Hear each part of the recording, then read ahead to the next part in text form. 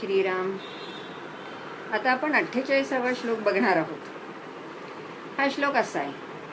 समर्थ म्हणतात, सदा देव काजी झिजे देह ज्याचा, सदा राम नामे वदे नित्य वाचा, स्वधर्मेची चाले सदा उत्तमाचा, जगी धन्य तो दास सर्वोत्तमाचा. श्रीराम. अतिशय सुंदर असा हा श्लोक आहे. या श्लोकातला शेवटचा चरण आहे, जगी धन्य तो दास सर्वोत्तमाचा.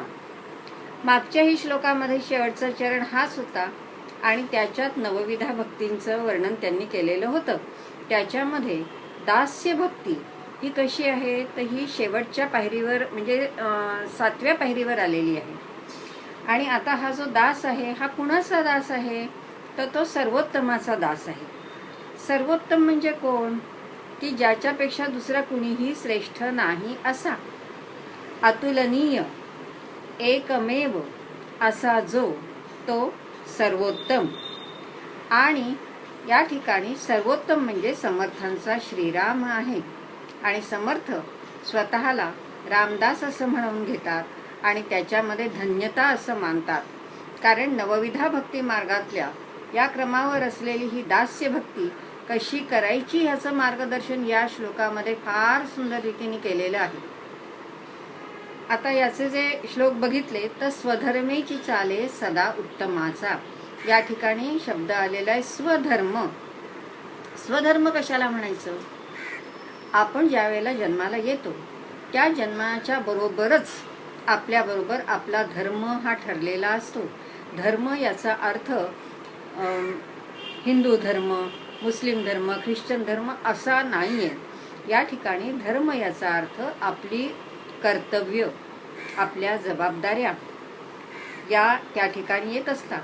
धर्म म्हणजे व्यक्तीची आणि समाजाची धारणा करणारा, त्याला धरून ठेवणारा जो असतो त्याला धर्म असं म्हणतात. जन्माला आल्यानंतर आपण कुणाचा तरी मुलगा असतो म्हणून पुत्र धर्म असतो, शेजारी कोणीतरी असतात शेजार धर्म असतो. ज्या राष्ट्रात आपण जन्माला येतो त्या राष्ट्राबद्दलची आपली काही कर्तव्य आणि जबाबदाऱ्या असतात, त्या पार पाडणं हाही आपला धर्म असतो.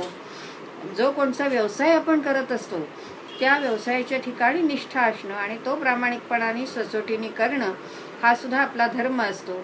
जाती वर्णानुसार धर्म म्हणजे कर्तव्य कर्म जो सचोटीने पाळतो तो धन्य होतो, असा या श्लोकाचा या चरणाचा अर्थ आहे.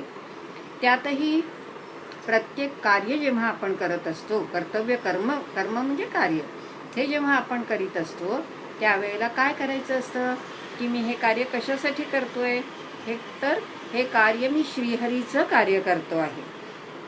मी कोण आहे, मी श्रीहरीचा दास आहे आणि मी हे कार्य श्रीहरीसाठी करतो आहे.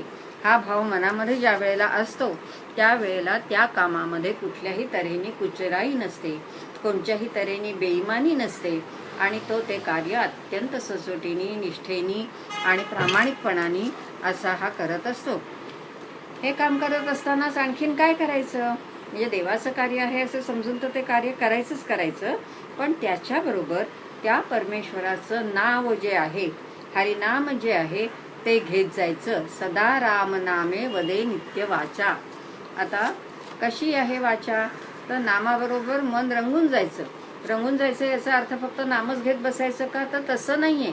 देवकार्यही करायचं, म्हणजे आपण जे कार्य करतो ते देवाचं आहे असं समजूनही करायचं आणि ते करीत असताना त्या परमेश्वराचं सतत स्मरण किंवा आठवण करायची असते. नामाबरोबर मन रंगून जातं, त्यामध्ये जे स्मरण होतं त्या स्मरणामध्ये आपल्या मनामध्ये त्या परमेश्वराच्या बद्दल प्रेम असलं पाहिजे, आदर असला पाहिजे. आणि हे नामस्मरण करत असताना आणि काम करत असताना आपण काय करायचं, तर त्या नावाच्या बरोबर त्या परमेश्वराचे गुणही आपल्याला आठवतात. म्हणजे रामाचं नाव आपण घेतो त्यावेळेला रामाचे जे अनेक गुण आहेत ते आपल्याला आठवत असतात आणि त्या गुणांची रोपणी आपण काय करायची असते, तर आपल्या स्वतःच्या व्यक्तिमत्वामध्ये करून घ्यायची.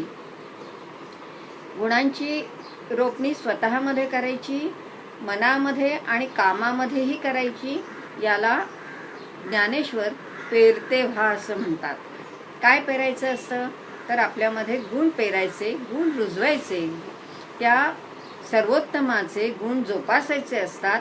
आणि काम करताना नामस्मरण जर आपण करत गेलं आणि ही गोष्ट पेरते व्हा ही गोष्ट लक्षात ठेवून जर आपण केलं तर या गोष्टी अगदी सहज घडून येतात. मग काम कोणचंही असू दे, तुमचं घरातलं काम असू दे, गृहकृत्य असू दे, किंवा देशकार्य असू दे, किंवा समाजकार्य असू दे, ते काम हे देवकार्यच होत असतं. आणि त्याच्या मोबदल्यामध्ये आपल्या मनामध्ये कुठल्याही स्वार्थाची भावना नसते, कुठल्याही मोबदल्याची अपेक्षा नसते, कीर्तीची लालसा नसते. फक्त आपण करतो आहे ते देवकार्य असतं ही भावना मनामध्ये असते. आणि ती कशी असते की ती सदाच असते, नेहमीच असते. म्हणजे अशातला भाग नाही आहे की निवडणुकीपर्यंत जनता जनार्दन आणि निवडणुकीनंतर तुम्ही कोण आम्ही कोण, हा भाव त्याच्यामध्ये नसतो. वरच्या श्लोकातल्या या 3ही ओळींमध्ये सदा हा शब्द आलेला आहे आणि हा अतिशय अर्थपूर्ण आहे. हा जो शब्द आलेला आहे तो कसा आहे आणि तो किती अर्थपूर्ण आहे हे आपण त्या श्लोकाच्या बरोबरच आपण पुन्हा एकदा श्लोक वाचू म्हणजे लक्षात येईल. बघा, सदा देव काजी झिजे देह ज्याचा, सदा राम नामे वदे नित्य वाचा, स्वधर्मेची चाले सदा उत्तमाचा, जगी धन्य तो दास सर्वोत्तमाचा. असं सदा म्हणजे ज्याच्यामध्ये नियमितपणा आहे, ज्याच्यामध्ये सातत्य आहे, असं झिजणं. देवकाजी झिजणं हे चंदनासारखं आहे. चंदन ज्या वेळेला आपण म्हणतो, झिजणं म्हटलं की चंदन हा शब्द मनातल्या मनात आपोआप येतो, ती जोडी आहे. कारण त्या झिजण्यामध्ये काय आहे, चंदन झिजत जातं, त्याच्याबरोबर सुगंध देत असतो, गारवा देत असतो आणि शांतपणे स्वतः त्या झिजत असताना म्हणजे कार्य करीत असताना तो नाहीसा होत असतो.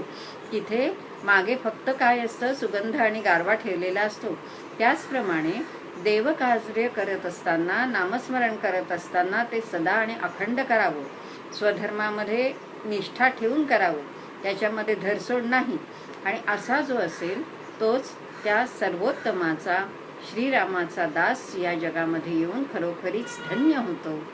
असा हा अत्यंत सुरेख असा श्लोक आहे आणि इथे आपण थांबूया. श्रीराम.